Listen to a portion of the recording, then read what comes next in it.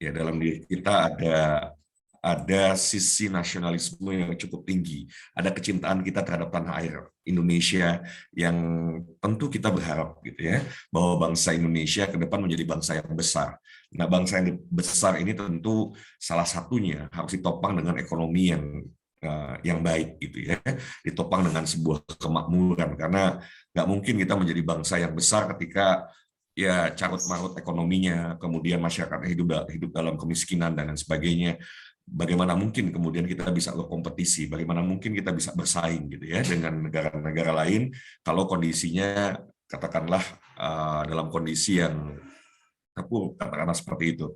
Dan kita tentu tidak ingin ya negara kita, kalau Bapak Ibu tonton di sosial media ya, betapa mengerikannya Sri Lanka, kemudian ada beberapa negara yang saat ini sudah terancam dalam kondisi yang bisa menjadi negara pariah gitu ya, bisa menjadi negara yang secara ekonomi sangat terpuruk gitu ya, nanti inflasinya begitu tinggi, kemudian masyarakatnya tidak punya daya beli yang cukup ya, negara pun hutangnya luar biasa gitu ya. Ini hal-hal yang tentu juga menjadi concern kita semua ya. Saya yakin Bapak Ibu, sahabat-sahabat tentu punya kepedulian terhadap bangsa ini. Nah, kalau kita bicara terkait dengan tadi ya saya sampaikan, siapapun yang peduli terhadap bangsa ini, siapapun yang ingin melihat bangsa ini ke depan ya, menjadi bangsa yang berdaulat, bangsa yang kemudian bisa berdiri di atas kaki sendiri gitu ya, punya kemandirian yang luar biasa, tentu ya, ini harus ditopang dengan kemampuan ekonomi yang baik. Dan kalau kita bicara tentang kemampuan ekonomi, kita bicara tentang kemakmuran, ada sebuah statistik Bapak Ibu semua, gitu ya. Jadi ada seorang peneliti yang kemudian meneliti dengan sangat luar biasa ya, bagaimana sih negara-negara yang kemudian bisa menjadi sebuah negara maju, gitu ya. Apa parameternya? Apa yang bisa kemudian secara nyata bisa dievaluasi. Nah, salah satu yang ternyata bisa menjadi sebuah parameter adalah ketika ya sebuah negara 2%-nya saja, 2%-nya itu 2% dari total populasi penduduknya menjadi pengusaha yang sukses ya, entrepreneur yang sukses. Itu sebetulnya negaranya akan makmur. Kalau 2%, kebayang ya. Tapi tentu di sini harus kita punya kesepakatan bersama ya, kalau kita bicara entrepreneur atau pengusaha sukses itu kategorinya yang seperti apa ya. Nah, saya coba membuat satu ilustrasi lah ya, kalau kita anggap misalnya ya, pengusaha sukses ya, katakanlah yang minimal punya 100 orang karyawan yang disejahterakan. Karena kan implikasinya ketika seorang pengusaha dia punya karyawan, ya dia punya tim.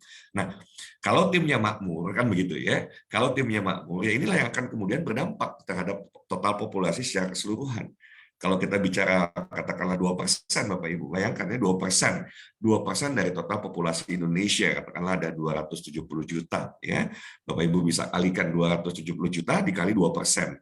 Nah, yang 2% ini, mereka kan punya, katakanlah kalau dia adalah seorang kepala keluarga ya, dia punya istri, katakanlah punya 2 orang anak. Nah, ini kan akan dihitungnya korelasinya terhadap angka total populasi penduduk secara keseluruhan. Jadi silahkan Bapak Ibu hitung gitu ya, kalau 2% dari total populasi Indonesia ya 270 juta, 2%-nya, kemudian berarti kan ada 4, satu orang itu berarti hitungannya menjadi 4 gitu ya, menjadi 4 ya, tinggal dikalikan. Maka wajar kalau kemudian berdampak terhadap kemakmuran secara keseluruhan. Ya, jadi itu baru dikali 4. Kemudian dikalikan lagi gitu ya, masing-masing punya katakanlah 100 karyawan ya, kali 100 karyawan. Maka yang tadi wajar kalau kemudian negara tersebut makmur. Jadi Bapak Ibu, sahabat-sahabat semua, kalau kita berpikir gitu ya, tentu sebuah negara ini kan isinya adalah masyarakat ya. Jadi kalau negaranya negara makmur, pasti masyarakatnya makmur kan begitu ya. Kalau negara secara keseluruhannya adalah secara ekonomi baik, berarti ekonomi warga masyarakatnya pasti baik, gitu ya. Pasti parameternya seperti itu. Nah, itu 2%. Saya membayangkan gitu ya, saya membayangkan. Jadi kalau kalau kita lihat misalnya di Singapura itu kenapa Singapura dengan populasi penduduk yang tidak besar? Nah, kalau dihitung jumlah pengusahanya, entrepreneurnya itu di atas 10%. Ya, di atas 10%. Demikian juga dengan Amerika, demikian juga dengan negara-negara yang lainnya, bahwa jumlah jumlah entrepreneurnya di atas 10%. Itu yang menyebabkan negara tersebut kemudian secara secara ekonomi gitu ya, income per kapitanya uh, jauh lebih besar dibandingkan income per kapita dari Indonesia gitu ya, dari Indonesia. Nah, kalau kita berpikir ke depan, kita terpanggil gitu ya, maka saya mengajak Bapak Ibu semua gitu ya untuk yuk Bapak Ibu, bahwa di dalam perjalanan hidup ini, kalaulah kita bisa meninggalkan sebuah legacy positif gitu ya, warisan yang baik. Kalau di saat kita hidup, kita bisa pernah melakukan sesuatu untuk generasi penerus ke depan gitu ya, untuk bisa membuatkan jalan gitu ya, membuatkan jalan agar generasi penerus ini bisa bisa ada di jalan yang kemudian bisa luar biasa, yang membawa mereka menjadi sebuah generasi emas ya. Kalau di Indonesia mengaji tentu saya bicaranya bagaimana kita membekali mereka menjadi generasi yang Qurani, tapi kalau kita bicara tentang sekolah bisnis Indonesia, maka bagaimana kita bisa membantu generasi penerus ini ya, katakanlah bisa ke depannya menjadi relatif quote and quote lebih mudah untuk menjadi pengusaha ya, lebih mudah menjadi pengusaha. Dan kalau kita coba bedah gitu ya, kenapa kenapa sih angka entrepreneur atau jumlah pengusahanya di Indonesia masih kecil?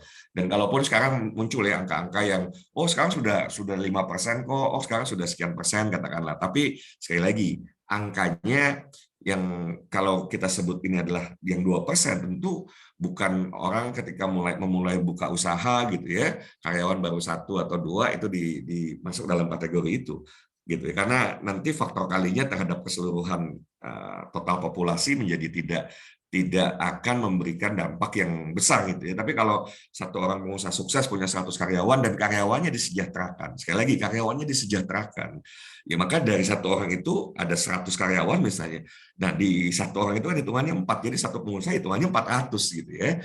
Hitungannya 400, berarti kalau 2% itu ya silakan dikalikan gitu ya.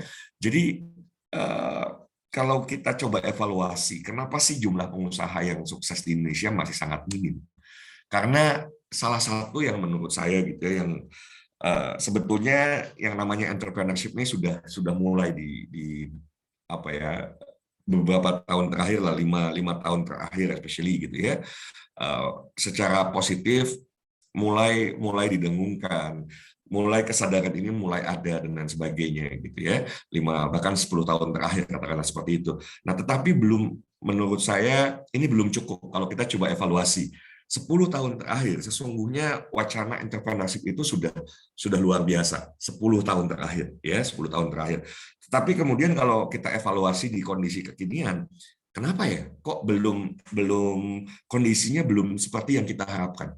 Jumlah pengusaha yang suksesnya gitu ya, katakanlah seperti itu secara kuantitas ya. Kalau kualitas tadi ada kualifikasinya tertentu gitu ya, bahwa dia sebagai pengusaha punya jumlah karyawan yang cukup banyak, katakanlah seperti itu, dan karyawannya mampu disejahterakan. Jadi bukan cuma bicara ya ada pengusaha tetapi karyawannya penghasilannya di bawah UMR, katakanlah seperti itu. Bahkan UMR saja, Bapak Ibu silahkan hitung UMR di masing-masing kota kabupaten di Indonesia. Apakah seseorang yang sudah punya penghasilan UMR, katakanlah seperti itu, bisa dikategorikan makmur? Tentu kalau menurut saya belum, gitu ya. Jadi parameternya juga bukan parameter UMR, hati-hati. Ini juga kalau terjebak pada terminologi UMR gitu ya, itu bukan parameter sebuah kesejahteraan. Itu sebuah standar minimal saja yang kalaulah orang tersebut hidup sendiri mungkin fine gitu ya. Tapi kalau kemudian dia punya istri, dia punya anak gitu ya, anaknya juga makin bertumbuh makin besar, butuh biaya sekolah yang tidak murah gitu ya, biaya hidup juga semakin meningkat. Belum lagi kalau kita bicara tentang biaya kesehatan ya, walaupun alhamdulillah saat ini sebetulnya jauh lebih baik ya, ada BPJS ya, walaupun banyak yang kecewa dan lain sebagainya ya, tapi kita patut syukuri karena sesungguhnya terobosan asuransi kesehatan ini begitu membantu banyak pihak gitu ya. Jadi kalau kita bicara kesejahteraan ya salah satu parameternya terkait juga dengan kesehatan. Bagaimana masyarakat bisa mengakses kesehatan itu dengan mudah karena punya uang ya, karena punya uang untuk bisa membayar. Nah, kalau kita kembali lagi gitu ya, kok kenapa jumlah pengusahanya belum seperti yang diharapkan? Saya melihat sekarang ini masih sporadis ya, masih sporadis, masing-masing kemudian belum terjadi sebuah sinergi yang baik, belum terjadi, kalau pakai bahasa yang tidak mudah dimengerti. Ini jadi bingung ya, kok pakai bahasa yang tidak mudah dimengerti. Saya pakai istilah orkestrasi gitu ya. Ini kan harusnya menjadi sebuah pertunjukan gitu. Kalau kita bicara sebuah pertunjukan, ada dirijennya gitu ya, ada dirijennya. Nah, dirijen itu kan adalah pemerintah, katakanlah seperti itu. Tetapi sekali lagi, saya bukan orang yang akan berfokus pada ini tanggung jawab pemerintah, kemudian fokus pada upaya menyalahkan pemerintah, tidak. Tetapi bagaimana kita, ya saya mengajak sahabat semua, Bapak Ibu semua, untuk berbicara tentang solusi, bukan hanya bicara tentang masalah, tetapi bagaimana kita bisa menghadirkan solusi yang ini bisa dinikmati oleh masyarakat Indonesia ke depan, gitu ya. Jadi kalaulah sekarang ini belum terjadi sebuah orkestrasi yang sangat baik misalnya ya, mungkin masih butuh pembelajaran lagi. It's fine gitu ya. Nah, tapi kita bisa mulai sebagai warga masyarakat yang baik gitu ya, warga negara yang baik juga membantu mengevaluasi kenapa hal ini bisa terjadi gitu ya. Dan saya melihat begini, Bapak Ibu nanti memahaminya ini tidak mudah, sekali lagi memahaminya tidak mudah. Nanti bisa diskusi panjang lebar juga dengan saya kalau penasaran gitu ya. Sama halnya dengan kalau kita bicara tentang kepemimpinan atau leadership ya, kalau kita bicara seorang pemimpin, muncul sebuah pertanyaan, apakah seorang pemimpin ini dilahirkan atau dibentuk? Nah, kenapa saya sodorkan dulu pemimpin? Karena ini menjadi satu bahasan tersendiri, gitu ya. Dan ini memang terjadi perdebatan. Pasti akan ada yang setuju, akan ada yang tidak setuju, dan itu wajar. Ya, itu wajar karena bisa jadi keilmuannya masing-masing masih melihat dari sudut pandang yang berbeda. Tapi kalau kemudian mau semua pihak mau belajar, mau mencari informasi lebih dalam, gitu ya. Nanti kita bisa sama-sama melihat dari helikopter view. Saya setuju gitu ya, kalau saya orang yang saat ini menyetujui bahwa pemimpin itu ditemukan karena seorang pemimpin itu Allah lahirkan ke muka bumi memang disertai dengan bakatnya sebagai seorang pemimpin ya. Nah, kalau saya coba mengambil, Bapak Ibu bisa cari di Gramedia ya, di toko buku Gramedia atau di toko buku manapun. Ada pengarang ya, ini orang yang sangat luar biasa namanya John C. Maxwell. Beliau bikin buku 5 Level Leadership ya, 5 level kepemimpinan. Kalau kita bicara, saya nggak mau bicara panjang lebar ya tentang kepemimpinan, mungkin next session bisa bicara tentang hal itu. Tapi pada prinsipnya ternyata pemimpin itu dibagi dalam 5 tingkatan ya, 5 tingkatan. Kalau kita bicara di level 1 sampai level 2, 3 atau bahkan 4 itu setiap orang bisa. Tetapi kalau kita bicara kepemimpinan di level kelima, ini sudah bicara tentang bakat. Ya, jadi nggak semua orang memang punya kapasitas, punya kapabilitas, punya kompetensi, punya lebih spesifik sebetulnya bukan kompetensi, tapi punya bakat sebagai seorang pemimpin, ya, sebagai seorang pemimpin. Nah, pemimpin itu juga sama ditemukan. Tidak bisa kemudian kita bicara bahwa ya sudah kita semua orang pasti bisa jadi pemimpin, maka mari kita bentuk pemimpinnya. Enggak, pemimpin itu ditemukan ya. Bukan setiap orang, pemimpin itu punya bakat tertentu. Nah, kalau sudah ketemu orang ini, ketika kita diasah kapasitas kepemimpinannya, maka akan sangat luar biasa dibandingkan orang yang tidak punya bakat dalam hal kepemimpinan. Di bidang entrepreneurship ya, di bidang kewirausahaan itu ternyata juga sama. Pengusaha itu, entrepreneur itu bakat gitu ya, itu bakat. Bahwa semua orang bisa menjadi pengusaha, oke. Tetapi untuk pengusaha di level tertentu, memang setiap orang kan punya misi hidup, punya tugasnya masing-masing. Nggak mungkin Allah ciptakan seragam semua jadi pengusaha, nggak mungkin gitu ya. Akan ada orang yang mengisi ruang sebagai profesional dalam bidang kesehatan, misalnya sebagai dokter, profesional dalam bidang hukum menjadi lawyer gitu ya, kemudian bidang dan sebagai seorang arsitek katakanlah seperti itu, dan masih banyak bidang-bidang yang lain, dan Allah berikan bakat itu gitu ya untuk bisa menjalani aktivitas profesionalnya dengan baik kan begitu. Nah, kalau kita bicara entrepreneur gitu ya, pengusaha, ini juga sama Bapak Ibu semua. Untuk di level tertentu, dia harus disertai dengan talent. Nah, mungkin yang muncul pertanyaan adalah bagaimana kita bisa tahu seseorang itu punya bakat atau tidak, punya talenta atau tidak di dalam bidang kewirausahaan. Nah, ini yang menarik Bapak Ibu semua. Kalau kita coba evaluasi gitu ya, kenapa sih sekarang ini lebih banyak Indonesia ini hampir sebagian besar itu mimpinya gitu ya, kalau kita bicara sebagian besar apalagi di era di 10 tahun sebelum ini gitu ya, hampir banyak orang berpikirnya adalah untuk menjadi karyawan. Ya, wajar saja gitu ya, wajar saja karena saya pribadi misalnya contoh, saya tidak dibesarkan dalam sebuah lingkungan di mana orang tua saya adalah seorang pengusaha, tetapi ayah saya, bapak saya, dia itu adalah seorang karyawan. Beliau adalah karyawan di sebuah perusahaan multinational company, ya. Jadi ya sangat wajar kalau kemudian seorang karyawan berpikir, ya seorang ayah yang menekuni katakanlah keseharian sebagai seorang karyawan, tetapi juga merasakan kemakmurannya terpenuhi gitu ya. Saya bersyukur pada Allah Subhanahu Wa Taala. Saya bersyukur saya lahir ya di keluarga yang ayah saya ya itu dengan perjuangannya menjadi seorang karyawan di perusahaan multinasional itu membuat saya dan adik kakak saya hidup dalam berkecukupan. Ya, saya nggak pernah mengalami kesulitan. Kalau ada orang bicara mengalami kesulitan hidup yang luar biasa gitu ya. Nah, alhamdulillah saya tidak pernah mengalami di masa saya menjadi seorang anak gitu ya, yang dibesarkan dalam lingkungan karyawan. Ternyata jadi karyawan itu baik gitu ya. Ternyata karyawan itu bisa sejahtera.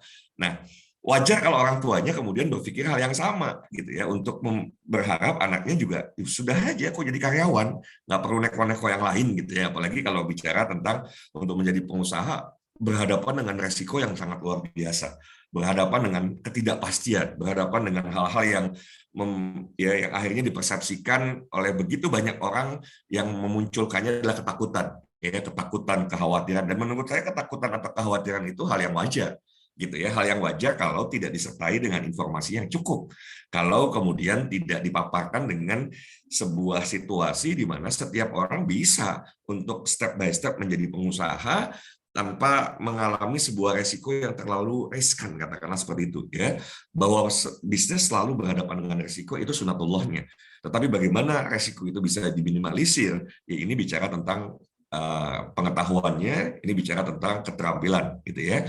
Nah, ya wajar kalau dari sekian banyak ya orang tua akhirnya karena mereka sendiri hidup misalnya menjadi, misalnya ada yang jadi pegawai negeri dan juga sudah dirasakan iya kok baik-baik saja jadi pegawai negeri, cukup kok untuk kehidupan, katakanlah seperti itu.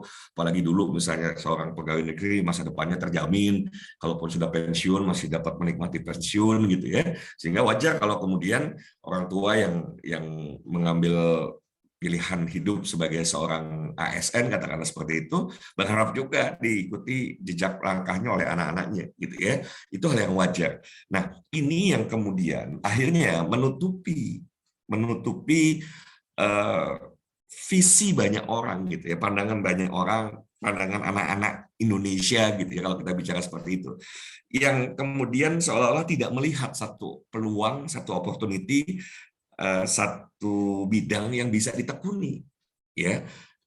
Karena apa? Karena memang tidak pernah terpapar dengan masif, tidak terpapar secara masif.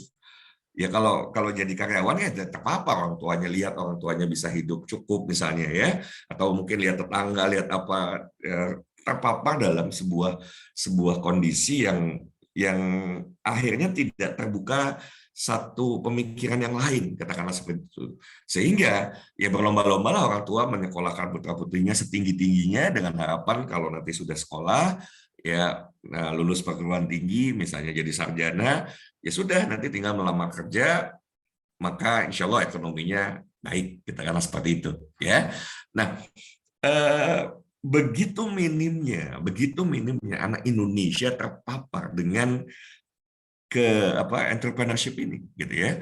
Jadi keilmuan, contoh saya sejak dari TK, SD, SMP, SMA, dia kan mengambilnya umum, masuk perguruan tinggi, masuk ITB, masuknya farmasi, yang sudah langsung spesifik, tidak bicara tentang bisnis, gitu ya, tidak bicara tentang bisnis.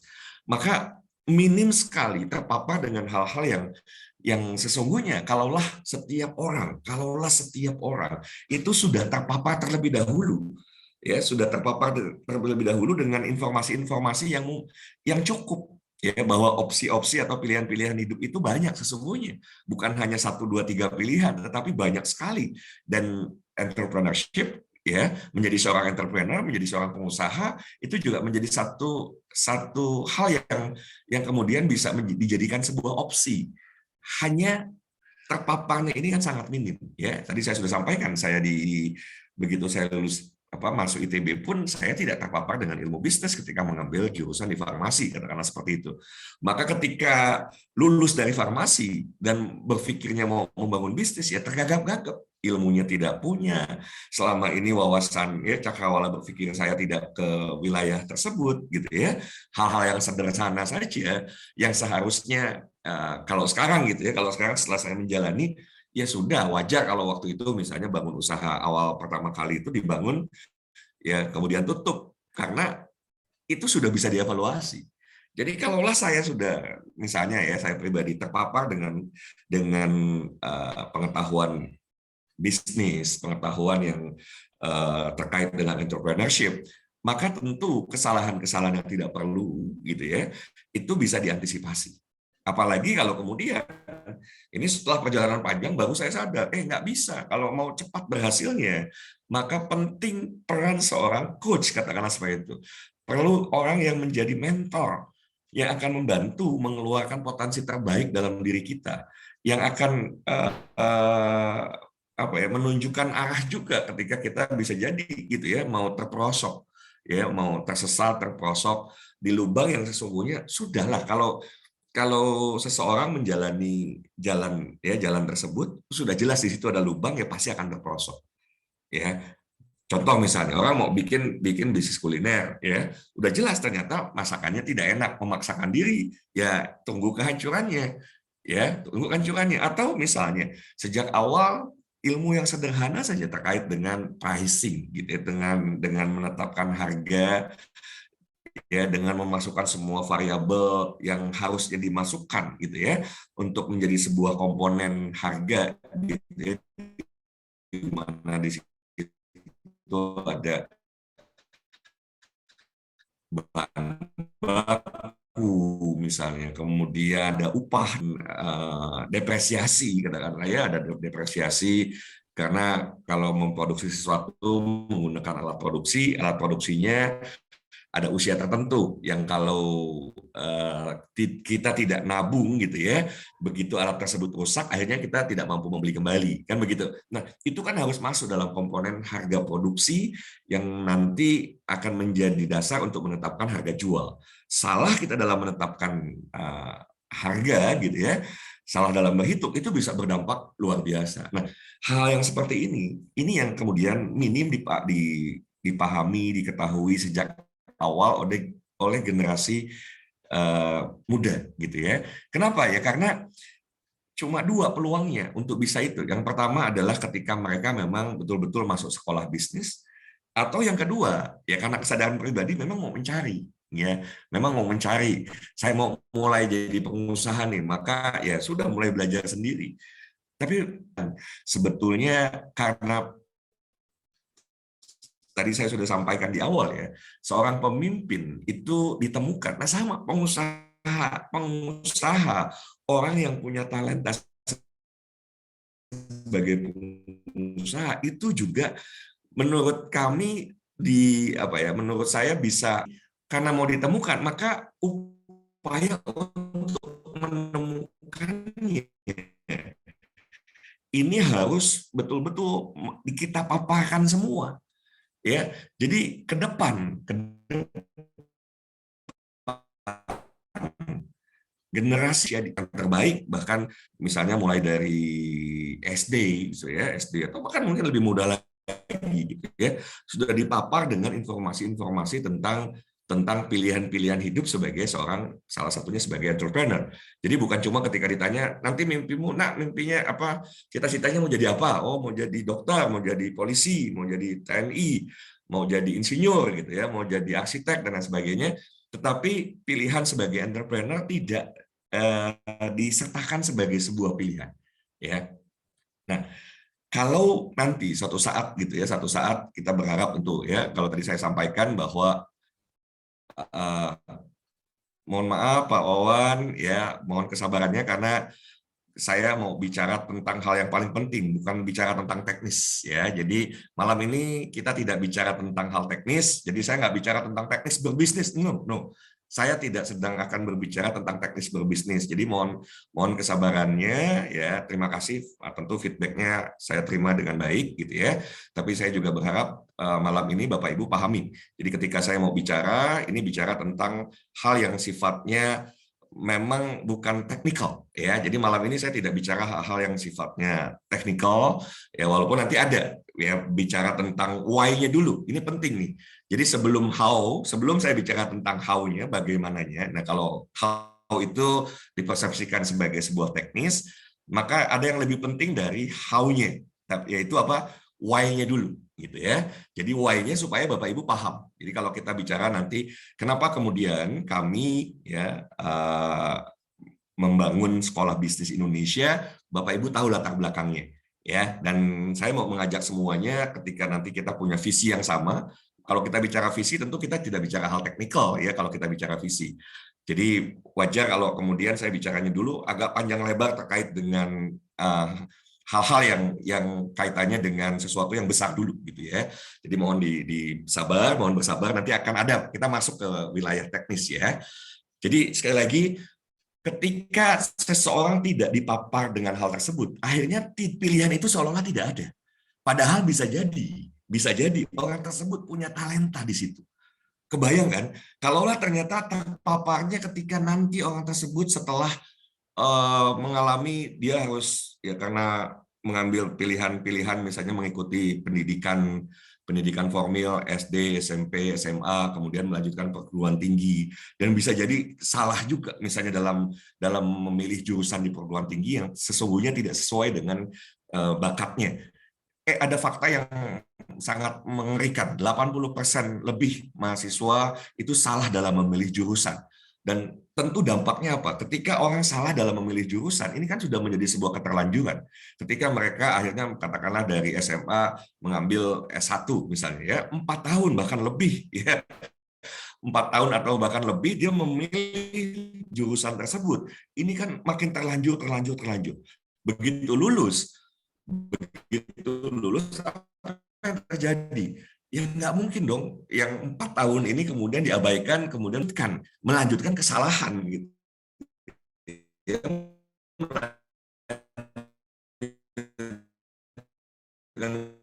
kesalahan, sudah salah mengambil jurusan, mau tidak mau akhirnya mengambil sebuah pekerjaan yang bisa jadi tidak sesuai dengan talenta yang dimiliki. Nah, kalau kita bicara tentang bakat, ya, karena ternyata entrepreneur untuk orang-orang tertentu gitu ya untuk bicara tentang entrepreneurship. Jadi kalau bicara apakah semua orang bisa jadi pebisnis pengusaha bisa, tapi untuk pengusaha di level tertentu ini tidak semua orang ya, tidak semua orang. Mohon maaf buat Bapak Ibu, boleh di-mute terlebih dahulu ya, saya akan lanjutkan. Jadi ketika seseorang belum terpapar gitu ya, akhirnya dia harus bekerja. Bekerjanya pun di tempat yang bisa jadi buat dia tidak membuat dia enjoy. Kenapa nggak enjoy gitu? Jadi kenapa dia tidak menikmati pekerjaannya? Ya karena buat dia mengerjakan pekerjaan itu tidak mudah, walaupun background pendidikannya di situ. Berbeda dengan orang yang punya talenta gitu ya, mengerjakan sesuatu di bidang di mana dia punya bakat di situ, itu akan membuat dia mudah melakukannya. Akibatnya karena ini dilakukan dengan mudah ya buat dia enjoy saja gitu ya. Menjalani aktivitas keseharian bekerja itu ya kenikmatan buat dia karena ditunjang dengan bakat yang dimiliki. Nah, kebayang nggak setelah lulus mau tidak mau dia harus menekuni pekerjaan yang sesuai dengan background pendidikan. Ya, akhirnya enjoy-nya nggak dapat. Ya, ya saya mau mengenalkan istilah 4E. Enjoy-nya nggak dapat, nggak menikmati karena dia tidak melakukan yang buat dia easy gitu ya, mudah buat dia gitu. 4E. Nah, akibatnya apa? Hasilnya nggak excellent. Pekerjaannya itu tidak excellent karena tidak ditunjang dengan bakat yang mumpuni. Nah, karena tidak excellent, maka wajar kalau kemudian orang, ya kalau dia bekerja, misalnya ya upahnya minim, rendah. Berbeda dengan orang-orang yang kemudian punya keterampilan yang luar biasa gitu ya, hasil kerjanya excellent dan dia dibayar mahal untuk itu gitu ya. Jadi 4E itu pertama adalah enjoy gitu ya, mudah bukan mudah, menikmati ya, enjoy. Kenapa enjoy? Karena dia melakukan yang easy ya. Yang kedua, easy itu mudah karena ditopang oleh bakat. Yang ketiga gitu ya, hasilnya excellent, dan karena hasilnya excellent maka dia akan mendapatkan yang keempat, yaitu earn. Hasilnya luar biasa. Nah, kebayang nggak betapa sayangnya perjalanan hidup seseorang yang sesungguhnya dia punya bakat di bidang entrepreneurship, tetapi karena belum pernah terpapar sebelumnya gitu ya, sehingga di usia yang tidak muda katakanlah baru kemudian dia mulai terasah. Nah, kan sayang perjalanan waktu yang begitu panjang. Coba bayangkan kalaulah ya sejak di usia dini sudah terpapar dengan hal-hal yang membuat yang bersangkutan sudah akhirnya bisa memilih, oh disinilah sebetulnya bidang saya ya, dunia bisnis adalah dunia saya, kan begitu ya. Kenapa? Karena ternyata begitu saya jalani itu buat saya ini easy gitu ya, ini menyenangkan, ini mudah, ini menghasilkan ya, hasilnya nggak kecil, besar gitu ya. Hanya banyak ya warga masyarakat Indonesia yang belum terpapar dengan hal tersebut. Ya karena memang pendidikan di keluarganya seperti itu, pendidikan di sekolahnya seperti itu. Nah, kalau tadi saya bicara tentang hal-hal yang apa ya, visi gitu ya, hal-hal yang tidak teknikal, maka saya mau mulai bicara yang lebih teknis sekarang gitu ya. Tapi tolong bayangan teknisnya juga dipahami. Kita belum bicara tentang teknis bisnisnya, tetapi bagaimana kita menghadapi situasi seperti ini gitu ya. Bagaimana kalau Bapak Ibu terpanggil menjadi orang-orang yang kemudian ingin berkontribusi terhadap bangsa ini gitu ya, dan nanti sepaham dengan saya misalnya, cocok ya dengan kita punya cara berpikir yang sama, kita punya bisa melihat hal yang sama, kita bisa sama-sama ya untuk bersinergi, berkolaborasi untuk bisa membangun generasi emas di masa yang akan datang, di mana lahir generasi-generasi yang kemudian punya kemampuan entrepreneurship yang mumpuni gitu ya. Nah, dengan situasi seperti ini ya, di mana setiap orang baru terpapar ilmu bisnis setelah orang tersebut katakanlah mengambil jurusan atau mengambil kuliahnya dalam bidang bisnis, baru terpapar dengan ilmu bisnis, atau ketika mulai terjun gitu ya, terjun ke dunia bisnis baru terpapar. Nah, kenapa tidak? Ya, saya berpikir, oke, kalau kita belum bisa terjun sampai di level paling bawah, misalnya ya SD atau turun ke bawah playgroup, ya TK atau playgroup, ya kenapa nggak kita mulai berikan satu bekal, ya kita paparkan generasi muda minimal di tingkat SMA. Ya, saya berpikir kita bisa mulai dari tingkat SMA dan sederajat. Bagaimana membuat mereka sudah mulai terpapar dengan informasi-informasi, dengan wawasan-wawasan entrepreneurship, bagaimana mereka bisa lihat figur-figur sukses ya, dan mereka juga bisa berkomunikasi dengan orang-orang sukses dalam bidang bisnis gitu ya, sehingga akhirnya passionnya tergali ya, mereka kemudian terpapar dengan ya hal-hal yang berbau dengan kewirausahaan, yang pada akhirnya kalau memang yang bersangkutan punya talenta dalam bidang bisnis, maka tinggal bisa akhirnya ya berlari kencang karena sudah dipaparkan sejak usia yang belia gitu ya. Jadi saya berpikir kita harus membuat sebuah terobosan gitu ya. Apa itu terobosannya? Di SMA yang saat ini ilmunya ilmu umum ya, banyak sekali ilmunya yang lebih ke umum gitu ya. Kenapa enggak dengan era digital sekarang? Kalau saya melihat COVID ini blessing gitu ya, satu keberkahan bagi kita semua. Kenapa? Karena kita mengalami satu percepatan yang luar biasa. ya, percepatan yang luar biasa. Mungkin kalau nggak ada COVID, ya Zoom seperti aktivitas malam ini masih agak langka gitu ya. Baru 5 tahun lagi mungkin kita terpapar dengan hal yang seperti ini. Tapi karena adanya COVID, mau tidak mau memaksa setiap orang ada di rumah harus tetap melakukan aktivitas, maka ya kita terpapar dengan dengan hal-hal yang seperti dengan kecanggihan teknologi yang saat ini ada. Kenapa tidak kita mulai memberikan atau memaparkan gitu, terpapar, kita coba generasi muda ke depan ini sudah mulai diberikan keilmuan tentang bisnis. Selain tentu keilmuan yang sudah biasa di sekolah ya, di SMA itu tetap berjalan, tetapi tanpa terlalu memberikan satu beban yang berat gitu ya, karena menurut saya kalau nanti dia memang passionnya tidak di situ bisa jadi dirasakan berat gitu ya. Ya berat itu kan kalau everyday katakanlah seperti itu, tapi kalau cuma terpaparnya seminggu sekali gitu ya, mereka bisa belajar, mereka mulai nanti mengenal, ketemu dengan orang-orang sukses gitu ya, mereka mulai membuka cakrawala berpikirnya tentang kewirausahaan. Saya percaya, saya yakin, Bismillah insya Allah gitu ya, kalau kita mulai cangkokkan hal ini di anak-anak SMA, it's amazing, gitu ya. Maka saya mau sampaikan, inilah misi dari Sekolah Bisnis Indonesia. Ya, jadi kalau kita bicara misinya, apa misinya? Misinya adalah bagaimana memberikan bekal yang cukup untuk generasi muda Indonesia agar ketika mereka mau mengambil pilihan sebagai seorang pengusaha, mereka sudah terpapar cukup secara keilmuan ya, dan mereka juga tahu harus bagaimana kalau mau berhasil dalam bidang tersebut gitu ya. Jadi kita bisa paparkan di anak-anak SMA. Maka saya gitu ya, dan teman dengan Pak Ahmad gitu ya, bahkan insya Allah nanti mohon doa, saya mau ajak salah satu alumni dari ITB, beliau adalah ketua ikatan alumni ITB juga gitu ya, yang saya mau ajak, karena begitu saya ajak komunikasi dengan beliau terkait dengan visi ini, beliau tertarik gitu ya, beliau tertarik karena kebayang nggak Bapak Ibu semua, sekolah bisnisnya ini nanti yang akan mengajar di sini adalah para praktisi ya, para praktisi, mereka-mereka yang sudah terjun ke dunia usaha. Kita akan panggil dari orang-orang yang mungkin punya usahanya baru skupnya punya karyawan 1, punya karyawan 2, sampai yang punya karyawan ribuan, puluhan ribu gitu ya, bahkan mungkin ratusan ribu karyawan, kita akan panggil untuk menjadi narasumber, untuk menjadi pengajar di Sekolah Bisnis Indonesia ya. Nah, selain orang-orang yang sudah berhasil tersebut gitu ya, kita juga akan hadirkan gitu ya, karena tetap secara akademis kita juga perlu menghadirkan akademisi, tetapi kita bisa hadirkan akademisi-akademisi dari sekolah-sekolah bisnis ternama di Indonesia. Ada dari SBM ITB, katakanlah seperti itu, ada yang dari UI, dari mana kita bisa hadirkan untuk menjadi pengajar juga di sekolah ini. Dan kebayang nggak kalau anak-anak muda sudah terpapar dengan keilmuan-keilmuan dari orang-orang yang memang kompeten, dari para praktisi yang berpengalaman,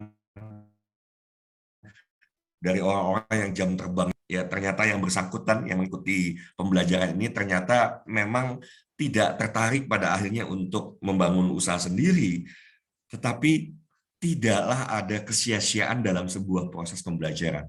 Karena contoh misalnya, ketika orang tersebut lebih memilih setelah lulus, ya kalau orang tersebut adalah mahasiswa, kalau SMA misalnya ya, atau kalau dia adalah mahasiswa,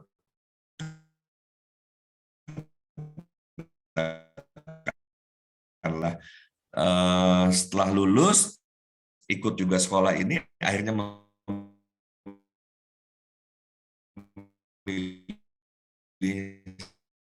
sebagai anak ada persoalan, tidak ada, karena itu adalah pilihan-pilihan misalnya. Nah, ternyata pada saat orang tersebut lulus kuliah juga ternyata menekuni dunia sales and marketing. Nah, bukankah ini akan membantu karir yang bersangkutan? Kalaulah dia misalnya tidak juga memilih misalnya di sales and marketing, tapi saya mau jadi ASN nih. Nah, ASN adalah pelayan masyarakat gitu ya, yang tentu masyarakat membutuhkan pelayanan yang prima, pelayanan yang excellent. Nah, kalau sudah dipapar dengan keilmuan tentang service excellent gitu ya, tentu ketika menjalankan aktivitas sebagai seorang ASN misalnya ya, pegawai negeri yang memang bertugas melayani masyarakat, dia sudah harus tahu bagaimana melayani masyarakat dengan baik, gitu ya.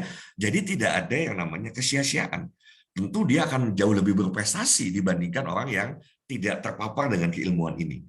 Nah, bayangkan Bapak Ibu, kalau kita mulai paparkan ya, dan tentu kan begini, kenapa sih banyak orang tidak memilih misalnya ilmu sekolah bisnis katakanlah? Ya karena memang sekolah bisnis ternyata tidak murah Bapak Ibu ya.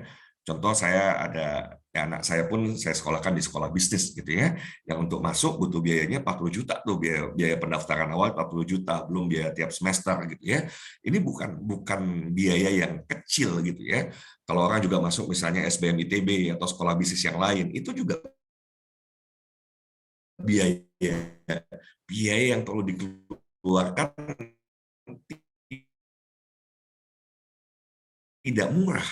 Akibatnya tidak hadirnya sekolah bisnis Indonesia inilah yang diharapkan bisa menjadi solusi gitu ya, bisa menjadi solusi kita bisa hadirkan ya sebuah sekolah yang bisa dijangkau oleh semua, yang bisa diikuti oleh semua orang yang memang sungguh-sungguh mau belajar gitu ya. Jadi sekolah bisnis ini pasar utama yang kita akan coba papar adalah anak-anak SMA, anak-anak SMK, kemudian juga mahasiswa ya, mahasiswa. Kalau nanti ada pertanyaan, Coach atau Pak Hidayat, ini kalau umum bagaimana? Ya tentu umum juga boleh gitu ya. Karena keilmuannya tentu keilmuan yang untuk semua kalangan gitu ya. Tetapi tentu nanti cara mengajar untuk anak-anak SMA berbeda dengan cara mengajar ke kaum profesional yang sudah menekuni dunia pekerjaan ya. Nah, toh juga kalau kita bicara para karyawan apakah akan selamanya menjadi karyawan? No. Pasti suatu saat akan ya kalau pegawai negeri pasti ada periode pensiun. Pegawai swasta juga demikian. Ya, bahkan di tengah situasi seperti sekarang tidak sedikit yang kemudian sebuah perusahaan yang seolah-olah kayaknya nggak mungkin bangkrut deh. Ini udah puluhan tahun. Ada yang bahkan sudah ratusan tahun. Kalau kolaps ya kolaps saja gitu ya. Begitu kemudian kolaps mau tidak mau kan PHK massal. Nah, orang-orang yang tidak mempersiapkan diri dengan baik ini yang kemudian akhirnya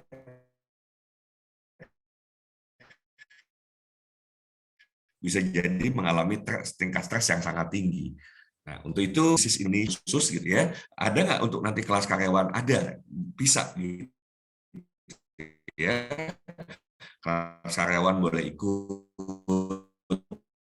Untuk yang pengusaha yang sudah ya masa awal yang kita ingin lahir generasi emas gitu ya, anak-anak muda yang punya wawasan yang luas, punya nanti wawasan bisnis yang luar biasa ya, punya sikap mental yang tangguh, punya attitude yang luar biasa gitu ya, attitude yang positif, kemudian punya akhlak yang mulia. Ini yang mau kita bangun ke depan gitu ya melalui Sekolah Bisnis Indonesia.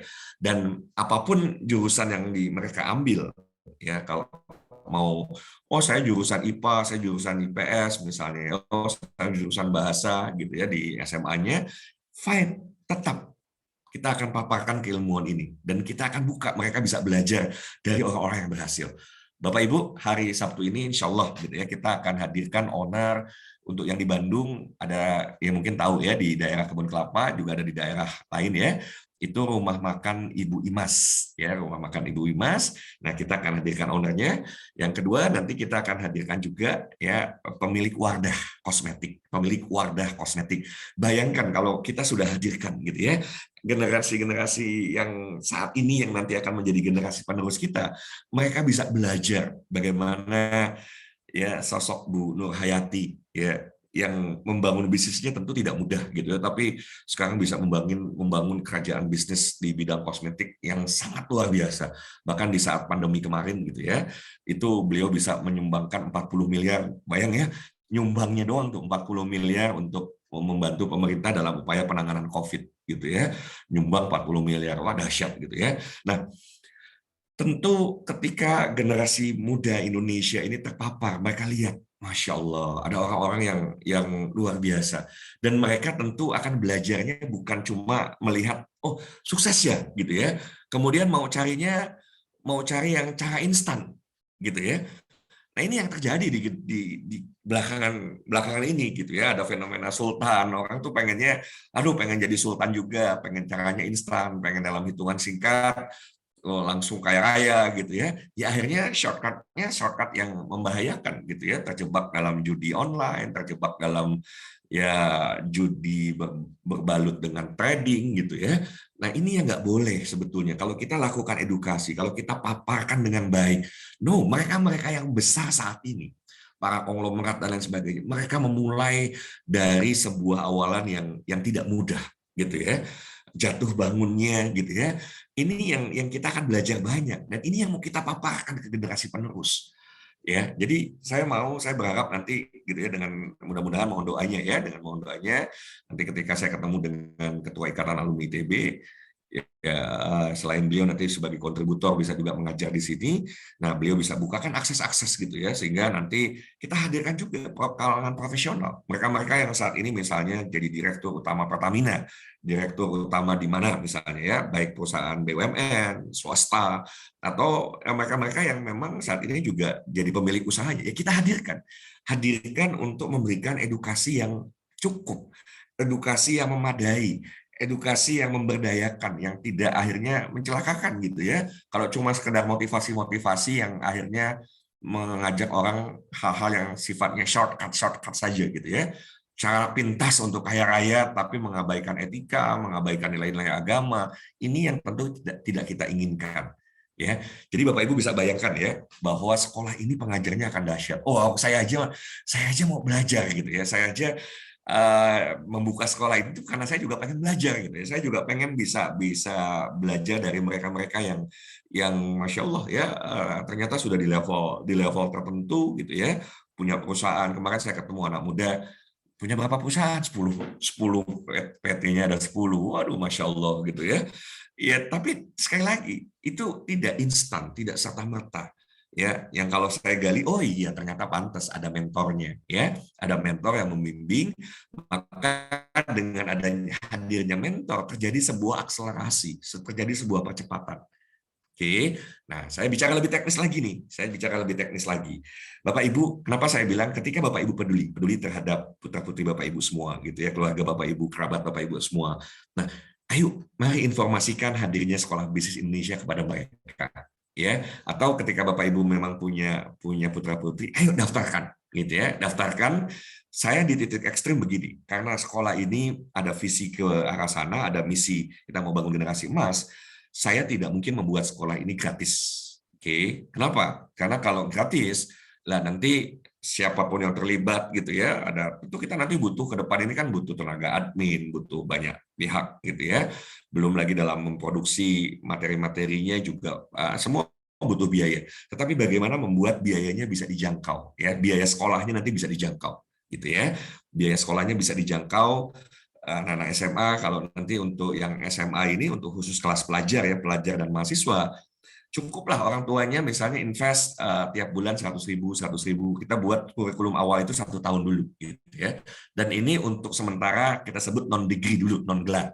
Walaupun saat ini saya sedang berusaha untuk ngurus supaya ya kalaupun ini bisa menjadi 1 degree fine juga gitu ya. Tapi saya nggak mau janjikan terlebih dahulu.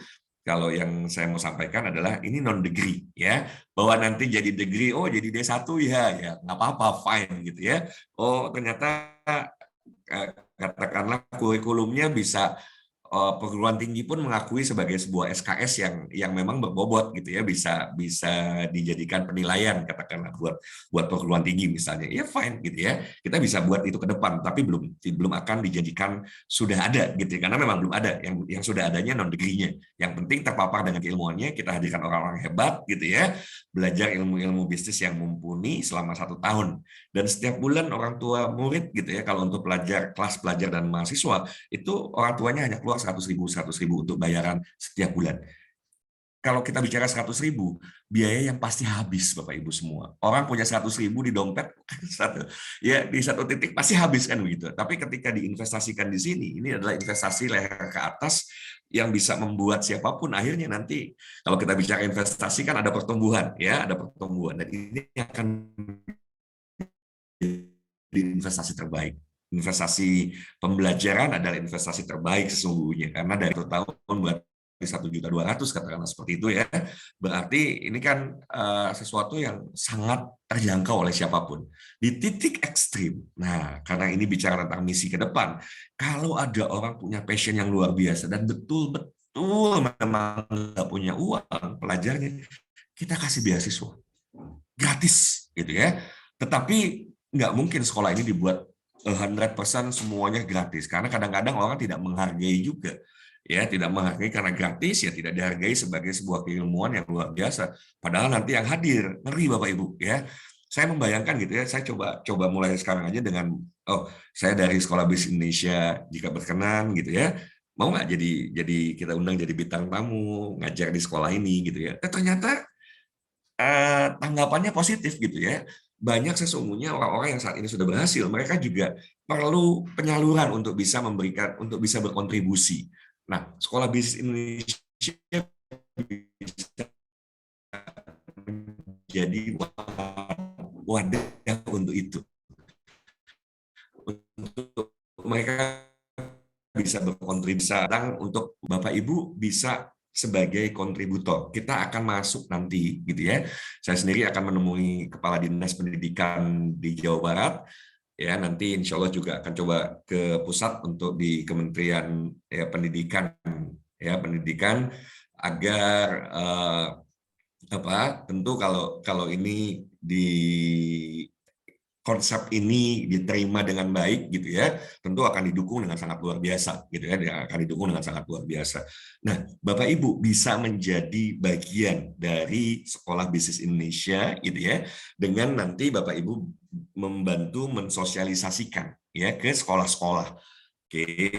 Jadi panggilannya bisa panggilan yang sifatnya pengabdian bisa, tetapi karena ini labelnya Sekolah Bisnis Indonesia, tentu juga kami memberikan tanda kutip gitu ya, ujrohnya juga, fee-nya juga.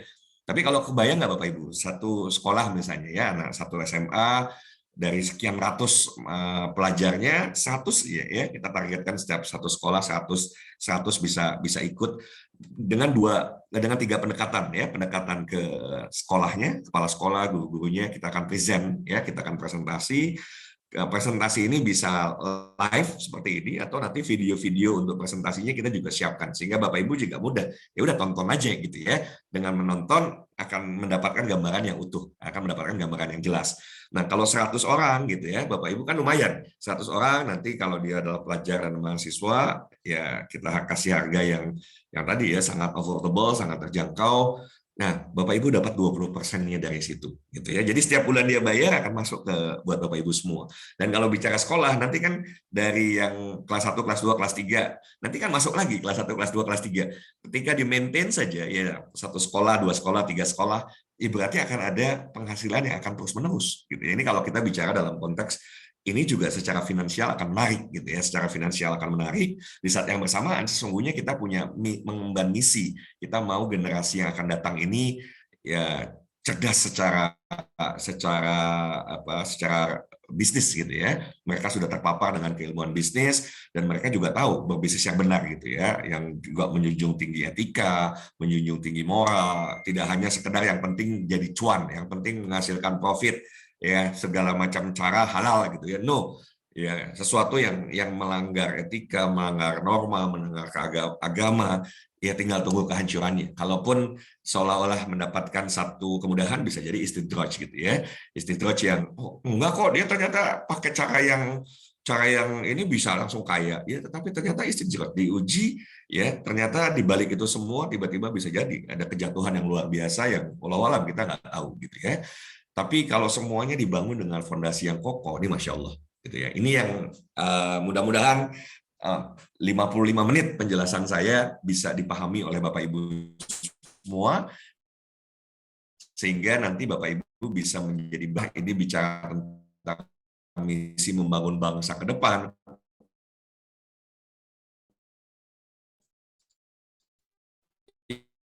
Bapak Ibu sebelum Allah panggil kita, kalau kita kata hal ini ke kepala sekolahnya, saya yakin akan diterima dengan baik ya.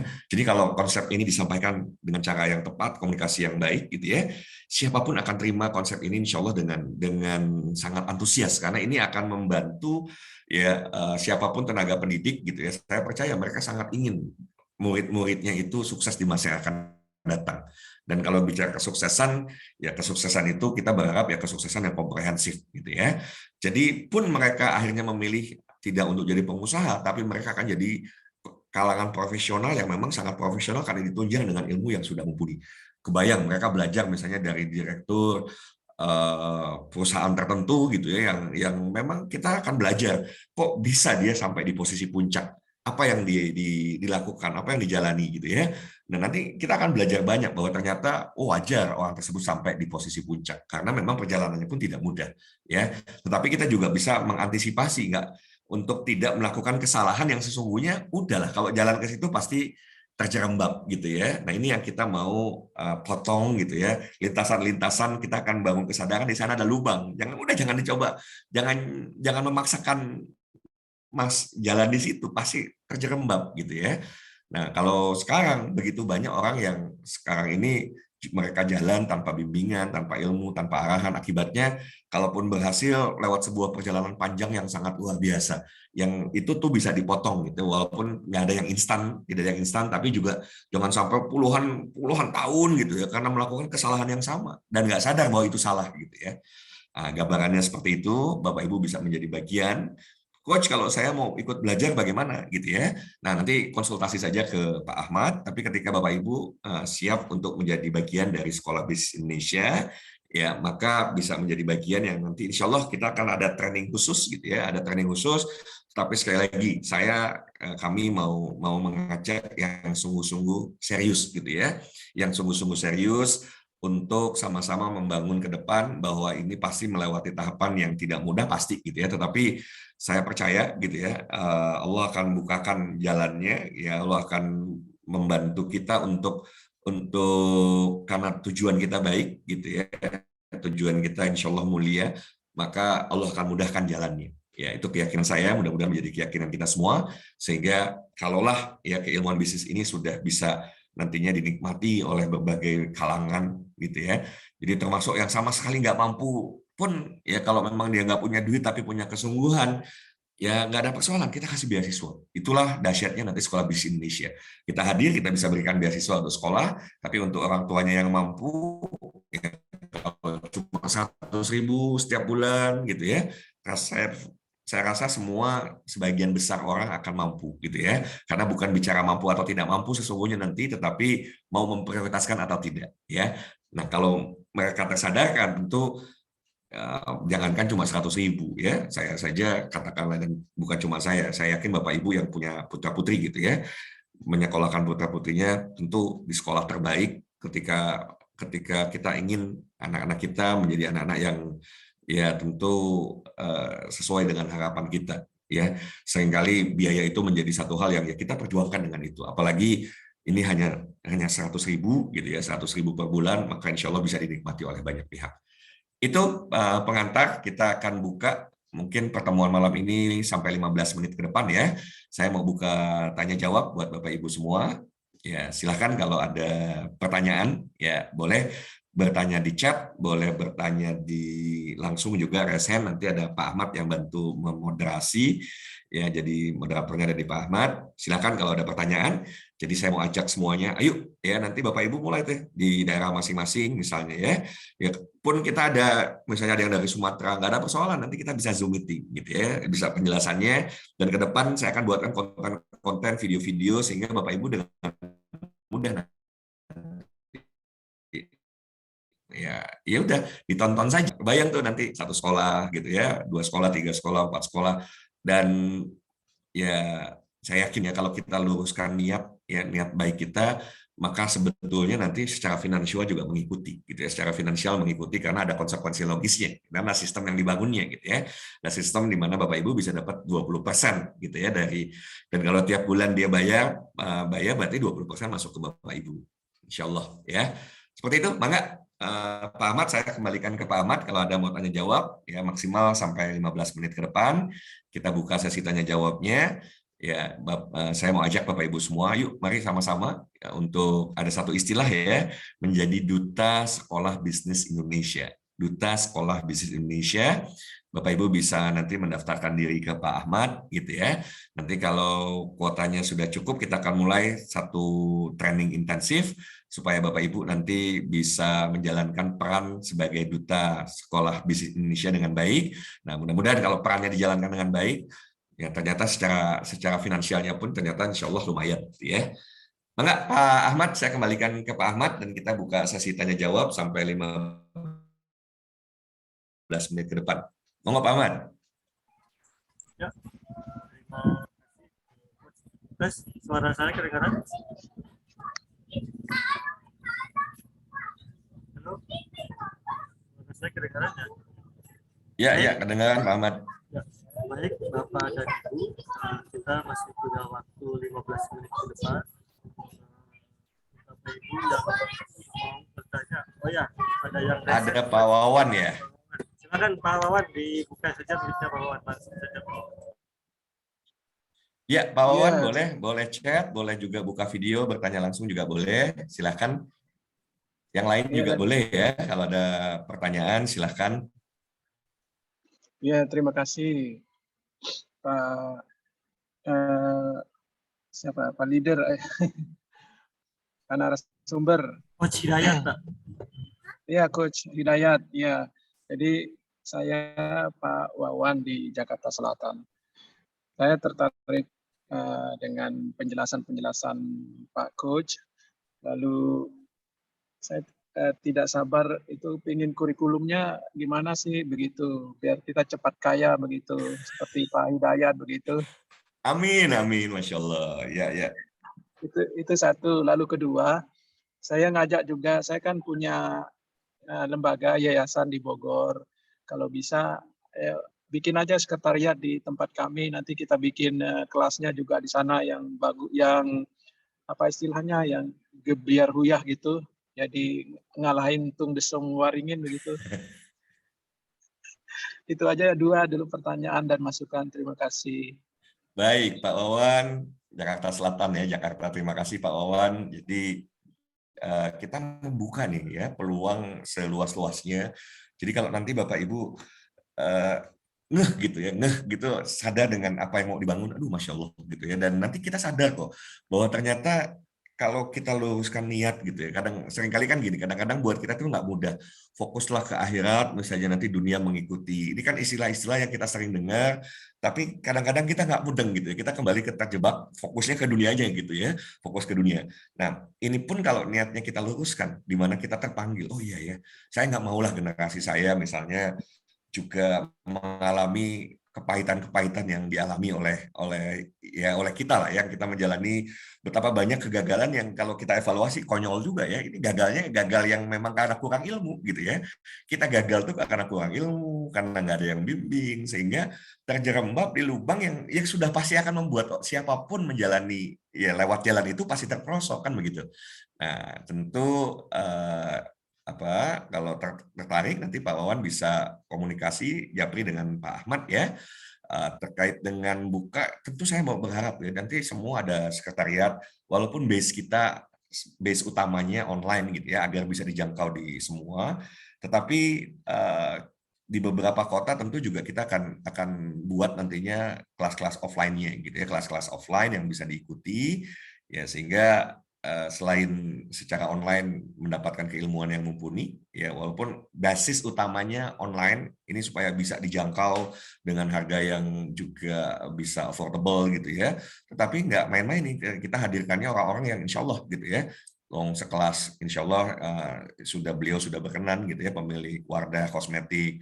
Kemudian nanti banyak lah ya. Itu saya bilang dari yang sekarang mungkin punya karyawan satu, tapi dia sudah mulai usaha dibandingkan yang belum punya usaha itu beliau akan menjadi inspirasi kan gitu.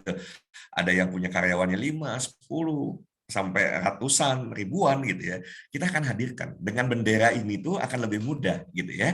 Tapi kalau kita kita belajar sendiri, satu belum tentu dia mau gitu ya. Yang kedua bisa jadi mahal, nggak terjangkau. Tapi dengan karena ada visi besar kita, ada misi yang kita emban gitu ya, bukan semata-mata cari uang, tapi sekali lagi kok nggak sih sekolah ini nggak dibikin gratis, ya nanti nggak berkualitas sekolahnya gitu ya. Dong gratis kan, Zoom-nya saja sudah harus bayar. Nanti kasihan kalau kita punya tim, pasti makin besar nih kan, perlu admin yang mengelola dengan baik dan lain sebagainya. Ya mereka harus kita sejahterakan gitu kan, orang-orang yang terlibat dalam sekolah bisnis Indonesia yang menjalani aktivitas teknisnya ya harus bukti tentang kemakmurannya itu sendiri. Ya ternyata menjadi bagian dari sekolah bisnis Indonesia, kalau misalnya jadi karyawannya, ya memang karyawannya makmur kan begitu. Nah, Pak, kalau bukan karyawan tadi sebagai duta gitu ya, bisa sebagai mitra, nanti kita kembangkan di berbagai kota di seluruh Indonesia, kita akan kembangkan ini gitu ya, kita akan kembangkan. Nah, cuma memang bertahap ya. Kalau ada yang bertanya, ini sudah dapat perizinan segala macam, ya sekali lagi Bapak Ibu, ini adalah sebuah proses awal. Bapak Ibu yang malam ini adalah orang-orang yang relatif perdana untuk mendapatkan informasi ini, ya apalagi dengan informasi yang terbaru, kekinian, ya. Jadi sekali lagi mohon doanya, ya mohon doanya. Sabtu ini saya bertemu dengan ya Ketua Ikatan Alumni ITB, nanti saya juga bisa ketemu dengan ketua-ketua Ikatan Alumni yang lain, orang-orang hebat yang lain, yang nanti akhirnya networking-nya akan sangat luar biasa, ya. Jadi ketika mereka nanti terpanggil untuk ikut mengajar, ikut berkontribusi di sini, dahsyat. Sekolah ini akan menjadi sangat luar biasa. Dan ini bisa diikuti oleh siapapun. Kalau bayar 100.000, apalagi nanti ya sudah, kalau nggak punya uang bisa menjadi tadi itu duta, ya duta bisa karena memang keterpanggilan, ya. Tadi saya bilang kalau nanti karena terpanggil, ternyata uangnya ngikutin juga gitu ya. Karena kalau sekolah, Bapak Ibu mulai buka komunikasi dengan satu kepala sekolah, nanti satu sekolah tuh kebayang tuh ya, kita nggak paksa ya, kita nggak paksa, tapi saya percaya, saya yakin kalau ini diedukasi dengan baik, dikomunikasikan dengan baik, siapalah orang tua yang kemudian tidak mau mengeluarkan hanya sekedar 100.000 gitu ya. Ya, saya pribadi orang tua yang saya rela merogoh kocek 40 juta buat anak saya sekolah bisnis gitu ya. Tiap semester masih jutaan juga keluar gitu dan lain sebagainya. But it's fine gitu ya, karena untuk masa depan putri saya, katakanlah seperti itu. Nah, saya yakin hal yang sama juga dialami oleh setiap orang tua. Ketika kita fasilitasi ini, oh dahsyat. Kalau nanti mau melanjutkan degree-nya ke bisnis, mereka sudah sangat luar biasa nantinya ke depan. Ya, jadi ini masih non degree, bahwa nanti jadi degree, alhamdulillah gitu ya. Karena saya pasti akan urus, kita akan urus semua perizinan yang kalau ini bisa jadi degree, bisa tersertifikasi apa ya, SKS-nya misalnya kepake. Perguruan tinggi mengaku ini sebagai sebuah SKS yang juga bisa disetarakan, bisa dipakai. Wah, itu kan dahsyat ke depan ya. Jadi sekali lagi doakan kesananya pun bisa kita lakukan, karena saya berharap tentu kalau sebagian besar kami berharap lulusan dari sekolah bisnis ini jadi pebisnis. Tapi kalaupun ada beberapa, katakanlah ya kalau dari 100% misalnya, 60%-nya bisa jadi pengusaha, 40%-nya jadi karyawan, nggak apa-apa, tapi mereka karyawan yang profesional, karyawan yang secara keilmuan mumpuni, gitu ya. Jadi Pak Wawan, terima kasih. Nanti insya Allah komunikasi dengan Pak Ahmad, kita bisa kolaborasi, ya siapapun yang terpanggil, makanya saya ajak, ayo mumpung ini masih awal, gitu ya, ini masih awal, informasi detail Bapak Ibu bisa buka websitenya di Sekolah Bisnis Indonesia.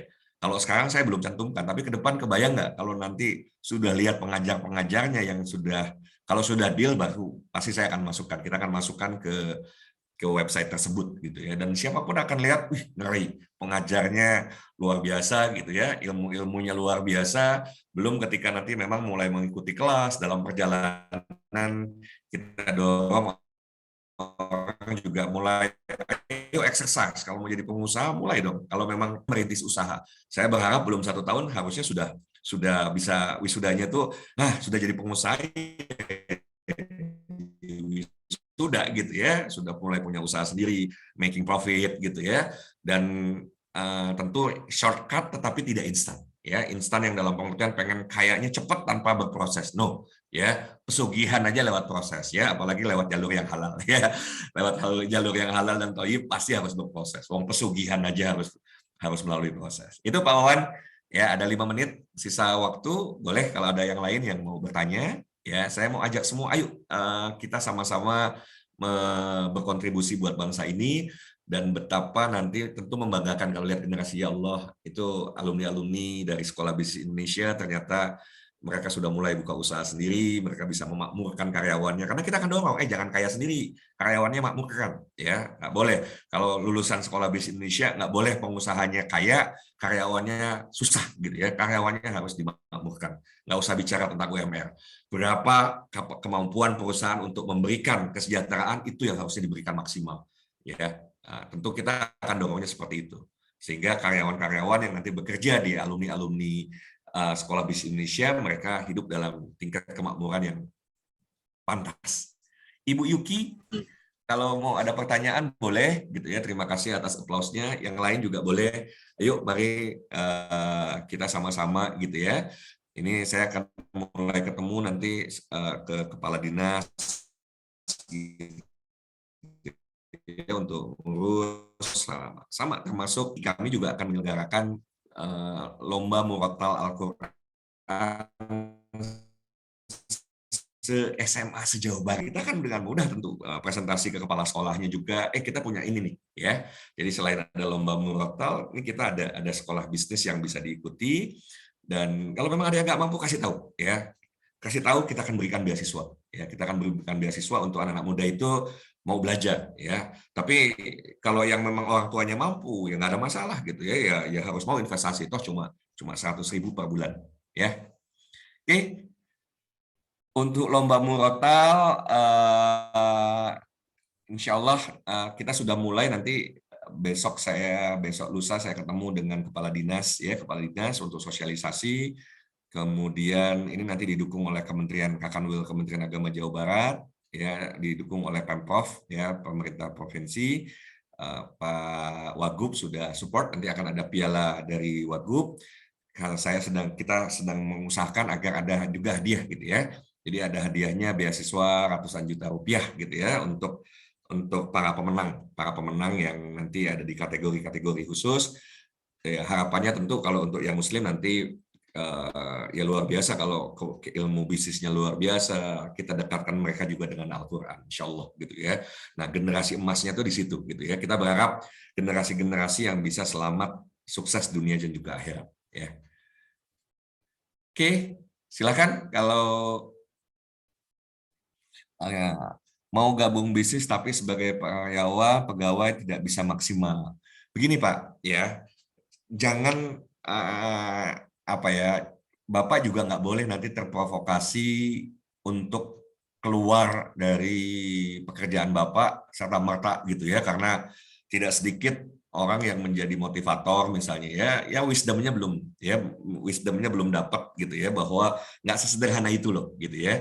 Kalau dibimbing oke, ini sudah cuma memprovokasi orang keluar kerja, akhirnya begitu keluar kerja mau bikin usaha nggak dibimbing juga, ya akhirnya terpuruk gitu ya. Jadi siapapun yang saat ini sebagai karyawan, nah ikut aja sekolahnya gitu ya, ikut sekolahnya.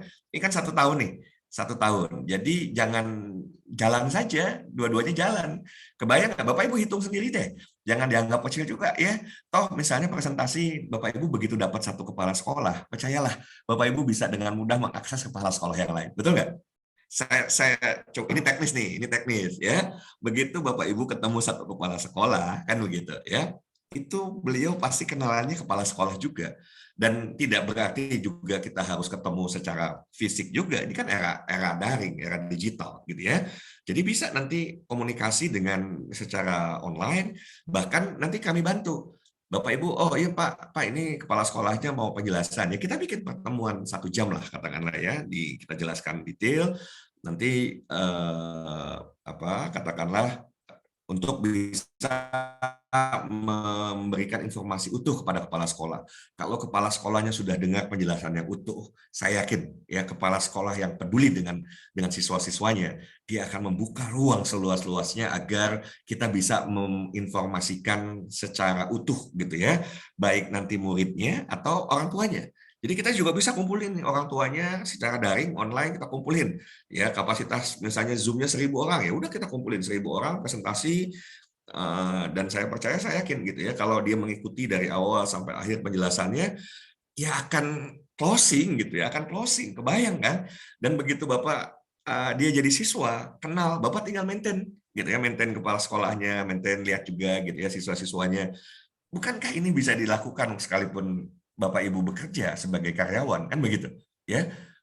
Lagi kerja nih, ya, tapi kan ada jam istirahat misalnya jam 12 sampai jam 1 boleh dong chatting dengan kepala sekolah, ya. Tapi kan tidak melanggar profesionalisme dalam bekerja karena di luar waktu itu atau setelah pulang dari pekerjaan bisa berkomunikasi. Jadi jangan pikirkan harus datangin sekolah satu-satu. Yang bisa alhamdulillah, yang nggak bisa ya ini eranya sudah berbeda gitu, eranya berubah. Jangan cuma dengan satu metodologi, satu cara mentok gitu ya. Wah, coach saya kan kerja, nggak mungkin lah saya datang sekolah gitu ya. Nah, gambarannya seperti itu. Jadi dan nanti amazing lah kalau sudah, makanya mohon doanya ya, mohon doa. Kenapa ketemu ketua ikatan alumni, salah satu ketua ikatan alumni perguruan tinggi yang saya sebut ITB ya, itu kan beliau aksesnya luar biasa nanti ke para business owner, alumni dari ITB. Nanti ini coach karena ITB ngomongnya ITB terus. Iya, karena memang saya ITB, saya buka dulu di jaringan yang pertama kan jaringan network ITB. Nanti kita buka perguruan tinggi yang lain, nggak ada persoalan ya. Bahkan ke depan kita akan hadirkan narasumber dari luar negeri ya, profesor-profesor, pebisnis dari luar negeri. Mereka bisa mengisi kelas kita gitu ya, kelas sekolah bisnis Indonesia. Jadi kecanggihan teknologi ini akan membuat memang kalau ada yang tidak sukses itu karena kurang ambil inisiatif gitu ya, kurang mau belajar. Kalau mau belajar insya Allah sukses gitu. Itu ya Bapak Ibu ya, sudah lewat. Saya bilang 21.15 sudah 21.17. Jadi kalau ada yang mau bertanya boleh catat nomor telepon saya ya. Poster insya Allah nanti dilengkapi semua ya, video-video, kemudian nanti saya bertemu juga dengan gubernur, wakil gubernur misalnya ya, minta mereka mengendorse. Saya akan roadshow juga kalau untuk di Provinsi Jawa Barat, ketemu ke wali kota, bupatinya gitu ya. Saya akan cerita dua hal. Satu terkait dengan yang tadi ya, kalau untuk yang Muslim ada lomba murotal ya. Nah, di saat yang bersamaan saya akan bicara juga tentang sekolah bisnis Indonesia. Ayo dong dipublish gitu ya. This is an opportunity. Ini akan membantu tugas seorang kepala daerah. Kan lebih mudah gitu ya. Kalau masyarakatnya punya kesadaran belajar sendiri gitu ya. Jadi bukan hanya kepala daerah yang pusing gimana nih naikin kemakmuran masyarakat gitu ya, tapi ya udah membukakan akses, membantu mengkomunikasikan ini, itu bisa menjadi peran yang diambil oleh kepala-kepala daerah gitu ya untuk memudahkan tugas mereka. Kalau masyarakatnya sudah cerdas, masyarakatnya sudah makmur, kan yang kepala daerahnya kerjanya lebih ringan. Saya yakin kalau mereka menyimak, mereka sampai informasinya kepada mereka akan mendukung ya. Jadi siapapun yang kita akan temui gitu ya, para leader, para pemimpin di negeri ini di level manapun, insya Allah mereka akan support adanya sekolah bisnis Indonesia. Nah, untuk sekolah makanya saya bilang Bapak Ibu sekarang tuh harus terdaftar di Pak Ahmad. Jadi jangan sampai ada sekolah yang sama, wah ada 5 orang yang approach gitu ya. Ada 5 orang yang approach sekolah yang sama, wah nanti rebutan nggak baik gitu ya. Sekolah di Indonesia ini banyak gitu ya. Oh, kok saya mau ngambil wilayah Padang gitu ya? Silakan dimulai, dirintis. Nggak harus ya. Saya mau ngambil di wilayah Jakarta, ya silakan gitu ya. Tapi dikomunikasikan sehingga nanti dalam periode tertentu kalau sudah tergarap dengan baik ya sudah, ngapain digarap oleh banyak orang akhirnya tidak tergarap ya. Dan kalau sudah itu mulai tergarap dengan baik, Bapak Ibu, that's passive income ya. Itu passive income. Itu yang saya bilang kalau niat kita baik, kita kejarnya adalah kejar akhirat nih dengan mau berkontribusi buat bangsa, buat generasi penerus. Ternyata nanti Allah mudahkan rezekinya. Ini yang menurut saya salah satu pengejawantahan gitu ya. Ketika niat kita tulus, ketika niat kita baik gitu ya. Ternyata nanti Allah mudahkan juga rezekinya. Dan kebayang Bapak Ibu sebagai duta sekolah bisnis Indonesia itu nanti gitu ya, kalau nanti udah lulus training ya, kita berikan sertifikasi, tanda pengenal gitu ya, Bapak Ibu bisa menyampaikan bahwa Bapak Ibu adalah part of ya duta dari sekolah bisnis Indonesia yang memang bertugas untuk mengkomunikasikan hadirnya sekolah bisnis Indonesia di Indonesia gitu ya. Jadi dengan itu Bapak Ibu lebih bisa percaya diri, bisa lebih ya memang wakil resmi ya. Sebagai wakil resmi ketemu siapapun, nah nanti kita buatkan kartu namanya segala macam ya. Tapi sekali lagi kita akan saring yang serius gitu ya, serius karena nanti akan ada pelatihan yang intensif, ada bimbingan yang intensif. Dan ketika Bapak Ibu sudah menunjuk sekolah, kita nggak akan masukin yang lain. Biar ya udah Bapak Ibu yang garap dan kebayang ya. ya tadi kepala sekolah kenalannya kepala sekolah. Jadi akan berentetan itu bisa seperti itu.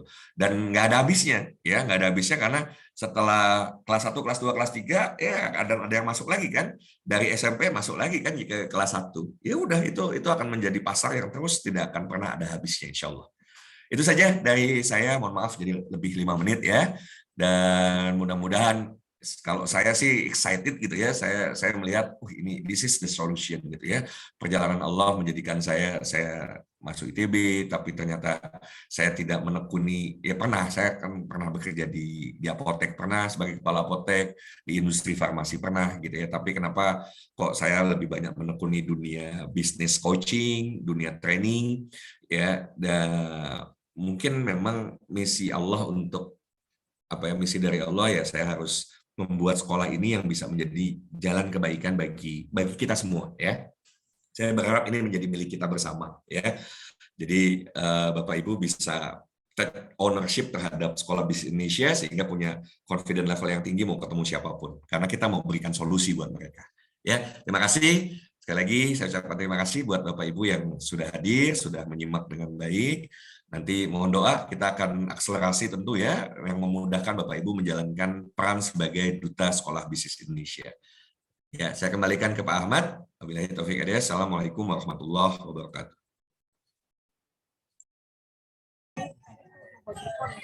Alhamdulillah.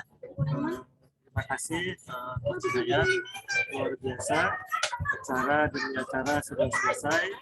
Semoga pertemuan kali ini bisa dapat manfaat buat Bapak dan Ibu yang sudah hadir dan juga sudah bisa menangkap visi misi Sekolah Bisnis Indonesia yang Coach Hidayat sampaikan. Baik, sudah malam, sudah melebihi apa yang kita sepakati. Sebelum itu saya Ahmad Sunaria pamit undur diri. Mari kita baca tutup dengan hamdalah bersama-sama. Alhamdulillahirrahmanirrahim. Sampai ketemu lagi di kelas-kelas berikutnya. Mohon kehadirannya di hari Sabtu. Nanti juga kita ada undang. Sabtu ini pemilik itu Pak Ahmad, pemilik rumah makan Bu Imas ya, Bu Imas. Yang tahu di Bandung ini salah satu legend ya. Siap. Nanti silakan Bapak bisa hubungi saja untuk hadir karena terbatas, zoom-nya kita terbatas eksklusif buat Bapak dan Ibu. Baik, kita tutup dengan baca hamdalah. Alhamdulillahirrahmanirrahim. Sampai ketemu lagi. Wassalamualaikum warahmatullahi wabarakatuh. Terima kasih. Waalaikumsalam warahmatullahi wabarakatuh. Ya, terima kasih Bu Ajijat baru bergabung. Ya. Terima kasih Bu Nisa, ada Pak Wawan, bisa hubungi saya Pak Wawan.